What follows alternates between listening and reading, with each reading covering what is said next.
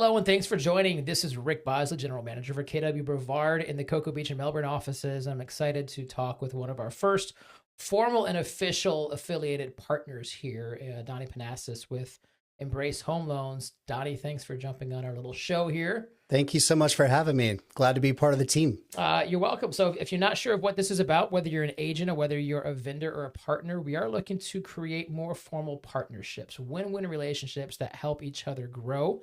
We started off by identifying some of our mortgage partners, and Donny's been a fan favorite of many of our agents already.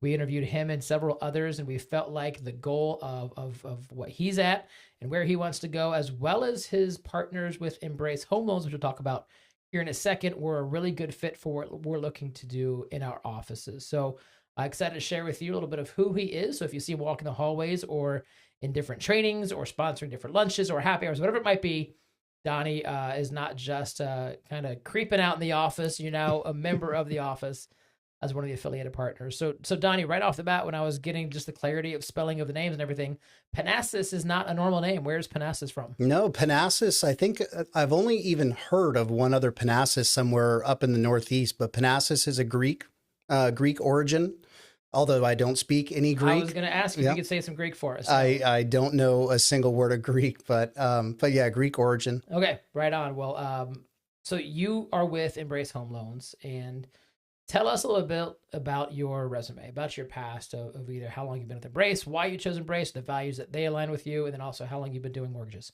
Absolutely, yeah. So right off the bat, so I've been doing mortgages, I'd say close to about 12 years now. Originally, I started out at one of our local credit unions, did about 3 years there, and then I went to a big bank, right? So I spent about 5 years at a big bank. And really got to see the differences between FDIC and CUA regulations, how they did mortgages versus how independent mortgage bankers do mortgages, which is what I am now, an independent mortgage banker or an IMB. After my stint with Big Bank, I went into the IMB, the independent side, and absolutely just fell in love with it. Just the flexibility and, the guidelines, the process, in-house underwriting, in-house processing, our own panel of appraisers, right?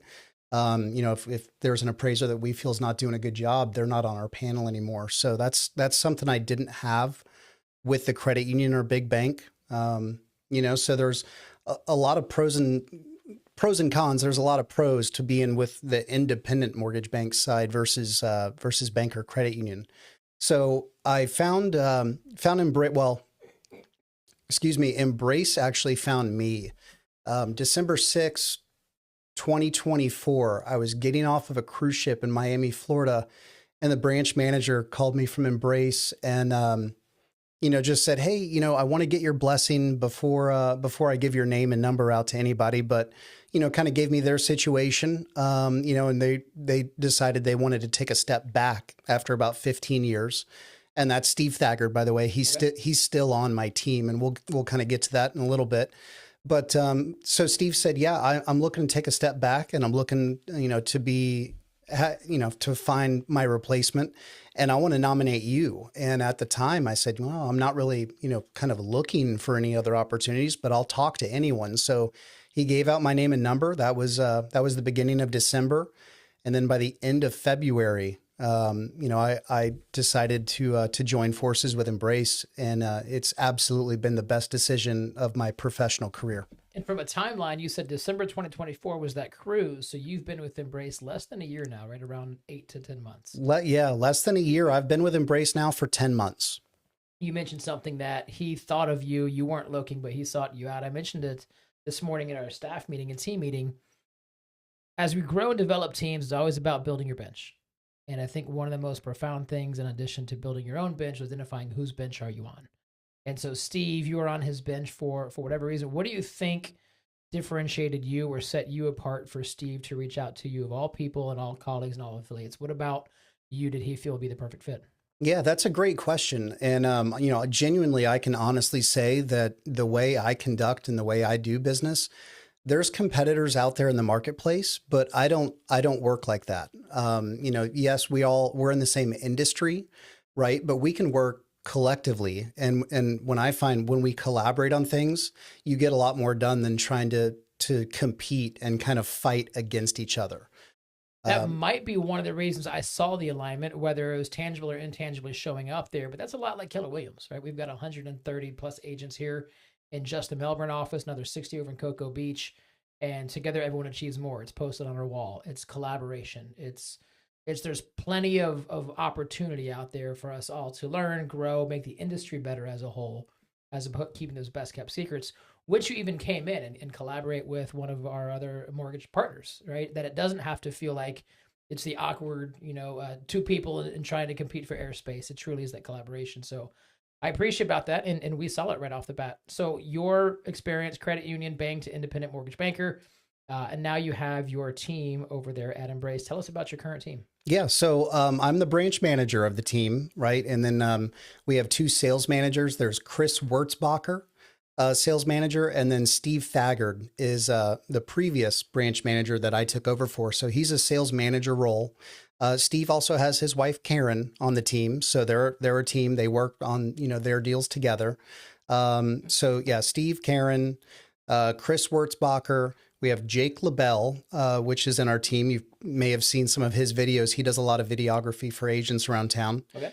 We also have Dominique Spar. Dominique's actually in Tennessee, but she's originating now full time after leaving. She wasn't an agent herself, but when she moved, obviously that's a little hard to do. So she went into the mortgage field. And so now she's a loan originator now. She's in Tennessee. We also have Michelle Denard, who's just joined us recently within about the last 1 or 2 months. Michelle's located, she lives in Titusville, but she works all of Brevard. And we're really happy to have her on the team as well. That's quite extensive. I rattled down the names. You wrote it off. 1, 2, 3, 4, 5, 6, 7 people, plus you is 8. Did I get everybody there? Yep, plus my assistant, Hernando Cevallos. So you got 9 humans working on this team, a little bit independently because they have different teams. So, right. So if I'm an agent and I'm working with you, you're doing a loan for one of my buyers, who am I going to interact with? Not all 9. So who will I interact with working specifically with you? Well, I mean, if you work specifically with me, I'm a producing branch manager. Okay. So if I'm doing the deal personally, you're going to deal with me. And my assistant Hernando in kind of the day to day, but depending on who the agents link up with, who they feel more comfortable with, I want to come in and give them a variety of people, right? Because, let's be honest, everyone likes me, but not everyone's going to work with me, sure. Right? I'm joking, but at the same time, I'm not, right? People are going to click with different people for different reasons, and that's okay. So that's kind of one of the goals here that I have is to bring in the team and give your agents, a collective group of people that they can kind of choose from who they fit with and who they mesh well with. Save the dates to be determined will be when we can meet the team, whether it's a networking event. Do you have a brick and mortar office locally? Does everyone work from home? Yeah, no, we're brick and mortar. Okay. We're on the corner of Morel and Vieira Boulevard. And believe it or not, we're one of the only offices where every single one of us show up to the office every day. Something that I've seen, and I'll just put you on the spot here. We didn't practice this, but some of the other lenders open their office up and do power hour and group lead gen for agents, and agents go and they'll bring in lunch or they'll bring in mimosas, and then they grab a spot, make your calls, and you've got a lender on standby. Have you ever thought about doing that, or is it something you'd entertain doing? I 100% would entertain that. I think that's a brilliant idea. Well, let's put a pin in that. Let's see what that looks like, whether it's once a month, once a quarter, and just create that network, that energy. Absolutely. When we show off the office. And we could do that. I mean, we could do that at our office, but we could also come here as well. So, it's all dependent on where they want to go. Power hours. We get the momentum there. Okay. So we've got the current org chart. You guys are in growth mode, right? Partnerships with us, partnership with some other companies throughout the Brevard County area. So what is your, I don't want to talk economy yet and industry, but what is your personal goal for 2026? What's your growth goal look like? Well, yeah. And so we are growing and we are affiliated with a select few, other brokerages in the county because number one, I have to believe in what they're doing the same as I do here. But number two, I don't want to stretch myself too thin or my team too thin. Who we decide to collaborate and go into a partnership like this together, I want to make sure that I'm 100% present and attending all the events, all the trainings. I want to make sure that I have ample time to be able to give that time and attention where it's deserved. Sure. But yeah, as far as growth mode, we are growing. We're one of the predominant mortgage companies, in the county, if not the state, or I dare say the country. I mean, we are nationwide. So, we do have a lot of value propositions that I can't wait to share with everybody that kind of does set us apart from the rest, Something that really stood out was you mentioned nationwide. So tell us about Embrace on the national scale or even global scale. Yeah. So real quick, so Embrace Home Loans has been in business since 1983. Our founder and CEO Dennis Hardiman founded the company 1983. He's been running it ever since. We're a private company, with no intent of going public. One of the reasons where I joined Embrace was because of the culture. It's a family-like atmosphere, very similar to this. So that culture is something very strong.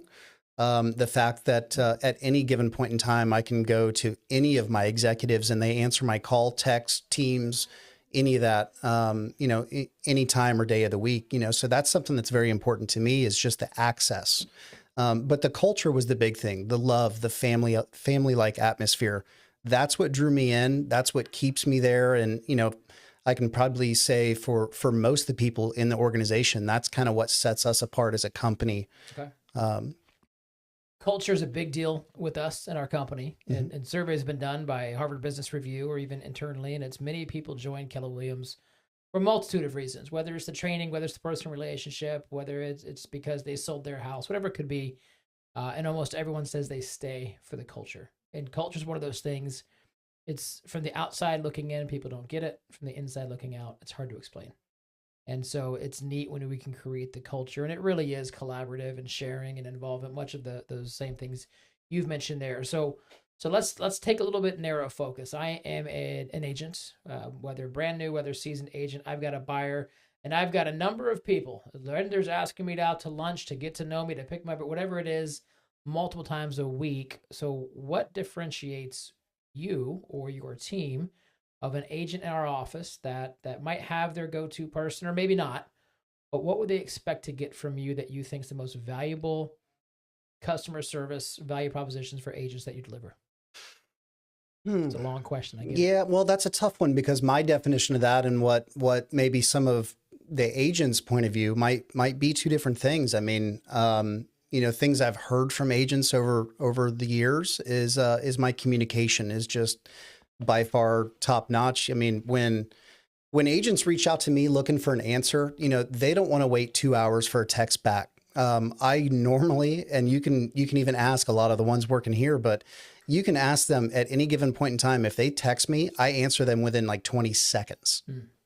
That's huge. How do you do that? I don't know. Complete sacrifice, but no, I mean, well, quite honestly, so I'm OCD and I hate those little red notifications on my phone. When I see those, I have to clear it. So like if I get a text message, it's red.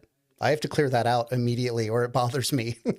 Remind me to never show you my phone then, with the amount of email, if you know of my email. So kudos to you. Communications first. You mentioned no matter how good you are, if you can't deliver a product to my buyers and compete, because a lot of buyers will shop, or if it doesn't feel good, then they're going to at least go test drive it. So tell us about how you're able to stay competitive with your interest rates. Yeah, well, and going back to the previous question as well, like that may be what the agent's point of view is. My point of view is one of my favorite quotes, and I think I even shared this during my interview, but people don't care how much you know until they know how much you care. Mm-hmm. And that's kind of the difference. What separates me is, whether, no matter who the buyer is, how expensive of a property they're buying, I treat that buyer like they're a member of my family buying a house. Yep. So when you put that level of care into it, it's transparent. The borrower sees it, the buyer sees it, and then in turn, the agent sees it. One of the other things I do is I keep all sides up to date. I do a weekly status report update, and all the agents have absolutely loved that. And then not just buyers agents. I mean, listing agents, transaction coordinators, title companies. At any given point, you know, in any week, I send out an update. So they're not tracking me down going, hey, where are we at with this one? You know, is it looking good? What's still left? They know every single week what's going on with it. And they all just love that, the updates. So as simple as that is, it's just going back to basics. It's doing the basic things right. Doing it right, doing it consistently. Correct. I live in a world of triangles, and you just mentioned one of the triangles there again, which is how do we close? First is building rapport. Do I like you? You said most people like you, right? But that alone doesn't get you the deal. No. After you have some rapport, then you're going, are you adding value to me? Are you adding value to my customers? Then I'm listening, but not until I trust you do I work with you. And so it's rapport, value, and then trust. You're absolutely right. I mean, number one, people are going to work with you because they like you. And that's agents or buyers, you know, whether it's an agent looking to build a partnership or relationship with me, or whether it's a buyer that's potentially interviewing me to take care of their deal. They're not going to sign up unless they like who's on the other end, whether that be in person, over the phone, Teams call, whatever. So number one is building that rapport, that common ground, and finding out what's important to them. Everyone's goals are different. So now what makes them tick, what's important to them, and then maximizing on that to make sure that you're achieving what their goals are. Yep. And then you asked, you know, in terms of pricing, right? How do we stay aggressive on interest rates? Well, there's one other person on the list that's in my office that we didn't get. His name is Nick LeClaire, and Nick lives here. But what Nick's job is he sets the interest rates for the entire company nationwide. Wow. And he's in my office, right? So Nick has his finger on the pulse every day, all day on what rates are doing, not just with our company, but nationwide with all the big competitors. And, you know, our capital markets team, their entire job is to make sure that we're, you know, top of that list, staying competitive. But even from there, you know, if someone comes to me and they say, well, hey, you know, I was working with so-and-so, or I reached out to whatever credit union and they're offering this, you know, there's price exceptions I can make. You know, as a branch manager, it's all about what makes sense. And if the deal makes sense, you know, we're going to make the price exception. And 9 times out of 10, we do. We are not in business, and I hate losing deals to anyone. So if there's a price exception to make, as long as I can make it make sense, I'm going to do it. Got it. Well, you bring up Nick, which brings me one of my final questions before we wrap this up here, which is give us your crystal ball, because for a good couple of years, I feel interest rates were a sticker shock because we were so spoiled with the 2% and 3%. During that time, during the post-COVID, I imagine, like other LOs, your refi business took a big jump, and it was a lot of fun doing the refi, and that leg has likely since dried up comparatively. You likely still have some, and that product's still available for you. Mm-hmm. Yet we've been in the 6s now, I think, since 2022. In fact, that was a spike. I think 2022, we got as high as 7. We said, oh, that's too much. Throttle it down. And we've been staying in the 6s over the past 3 years. Let me know if I'm incorrect with that. What would you say is the forecast if Nick were in here, or through what he tells and shows you? What can we expect as an industry, and what can buyers and homeowners expect in 2026 if you have a crystal ball? One of the things that you mentioned was, you know, when rates were in the 2s and the 3s, and then when they shot up, you know, there was sticker shock, and 100%, you know, that was absolutely the case, where it was keeping buyers from going into the market. It was keeping anyone from buying. And that was one of the things that was a big hesitation. Now, I think we've seen the rates, you know, in the 6s range for quite some time now. I think it's starting to become the new norm. But people are still wanting to, you know, how can I get that rate lower? And that's where things come in, whether it's a lender paid buy down or a seller paid buy down, or there's other solutions on how to get a temporary lower rate for a temporary amount of time. But, you know, on a long-term forecast, looking into 2026, you know, the treasury market is now down, you know, it went underneath 4, right? And so the chief economist have said, you know, when that number hits 4, that's when inflation starts to get under control. And that's when we're going to start to see some rates lower. And that's absolutely the case. That 10-year treasury index is now hovering right around that 4 range. So that's good. What I think is going to happen in 26 is we're going to start to move into more of a seller's market. Interesting. Right. So yeah, when interest rates do slightly come down, and we've already kind of seen that this year, is even with just the slight deduction going from in the 7s down to the 6s, it boosted sales. And as that continues to happen, I think more buyers are going to come out in the market, which obviously drives the demand for the sellers, which we need right now. Yep. With the amount of inventories, I think 6,000 listings, and we're only selling 665 of them a month with 1,300 new ones coming on the market. So, something definitely needs to change to allow these sellers to start selling more. To at least flatten it, because their sweet spot, if you don't know about the seller's market, buyer's market, is going to be anywhere from about 6 months. 5 to 6 months is going to be your balance market. If we have 5 to 6 months, we should see that stable or moderate increase of 0 to 2%. And you mentioned 6,000 out of 600, so we're at 10 months. And 10 months to buyer's market, which means prices are declining. We're Q1 or seasonality more slowly. So as interest rates do creep in the 5s there for the baseline, then we can still get some incentives, get them into mid to low 5s. That's when buyers come out of the shadows, which we're probably expecting to see starting. Buyers will start poking their head out and engaging in January, start getting pre-approvals in February, and start writing offers in March. That's the seasonality we expect, especially with the Treasury being where it's at. Then I'm on board with that, man. We could use that. Well, and not just that, I think the key to this whole thing is how do you stay consistent through it all? No matter what the market's doing, how do you consistently make sure that your business is still producing? Yep. And that's one of the things that, I've managed to do, hearing other companies say like, oh, it's so slow. And I'm like, man, we're cranking. Like we're busy. So what's the answer? How do you do it? I think it's service. It's customer service. No matter how, bear or bullish of a market it is, there's still going to be buyers out there. There's still going to be sellers out there everywhere. And how do you set yourself apart in a market like that? And that's kind of the key. In a market that's declining, this is right from the Shift book. If a market as a whole declines, which we've seen, right? Less sales, less loans. That's when you focus on gaining market share. So even if your personal transactions go down, if your market share goes up, you're positioning yourself. And then when the market goes up is when you're going to increase units. And so this market share that you've gained here, you'll never lose again so long as you keep maintaining it. So maybe you were 3% and now you're 5%. I don't know if those are numbers or not, but whatever that is, well, now you're 5%. So as the market recovers, now you're 5%.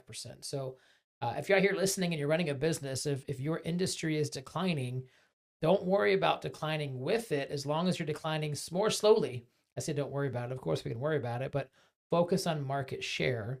And as the industry is increasing, you're focusing on units. I think a lot of people of the past decade were spoiled and our industry was carrying them.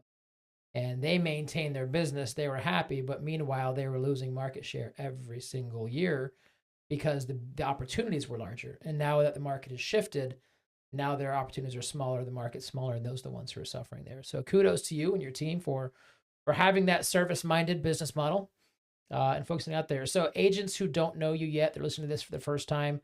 What is your goal for the Keller Williams Embrace Home Loans partnership for the first quarter and then the first year? What do you say that this is a great partnership, what you're looking for? What would happen? Absolutely. Yeah. So, what I'm most excited about in this partnership is the culture, right? And it's like what you said, you have a family-like atmosphere. I want to become part of the family, right? And that's not just with a select few of agents that I know and work with already. That's with everyone, right? So I guess my message to be, to the agents is if you're watching this or listening to this and we haven't met before, I don't care if it's we grab a cup of coffee, we have a phone conversation, whatever that looks like, whether you stop by my office or I come stop by here, whatever that looks like, let's chat and let's start building a relationship. Because I'll never ask for a partnership. I'll never ask you to send me business. That happens organically when you feel comfortable working with me. And how you feel comfortable working with me is when you feel that I start adding value to your business. So, if we've never met, say hello and let's have a great 26. You touch that triangle again, first rapport, then value, then comes the trust. All right, let's do a rapid fire, get to know you real quick. I'm going to start with some pop culture stuff. You ready? I'm ready. You can tell me currently or all time, what is a book that you would heavily endorse? Unreasonable Hospitality.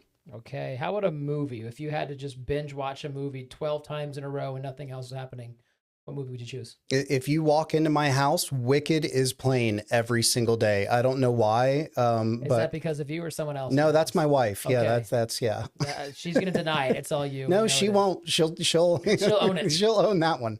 Okay, how about any sports team affiliates or college? Who do you root for on the weekends? New England Patriots is my football. Yeah. Well, there's a story behind that though. Let's hear it. Okay, so back 2004 timeframe, right? They had won all the championships and all that, and everyone just thought I was jumping on the bandwagon. My best friend at the time was diagnosed with cancer, and he looked at me that year and said, "Donnie, if the Patriots can pull this off and win the Super Bowl, I can beat this cancer."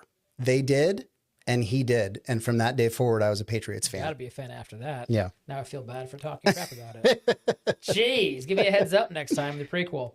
Okay, best food, best meal. It's your birthday meal. It's Pizza. Your biggest meal. Pizza. Hands down, pizza is my favorite food of all time. Okay, give me your toppings. I have a loaded question with that. All right, I'm just a basic like pepperoni extra cheese guy, but I'll eat pretty much anything except anchovies, black olives, or mushrooms. Okay, black olives, mushrooms, anchovies, keep it off. Otherwise, order my pizza is a cheap date. Donnie, appreciate you taking the time to share your message and share your story. I'm looking forward and excited for our partnership as we endeavor on growth in Brevard County and beyond that, and doing it alongside of you. Absolutely. I'm thrilled to be a part of this journey with you all, and I can't wait to see what this next year holds for us all. Thank you. Thanks so much for listening, everyone. Take care.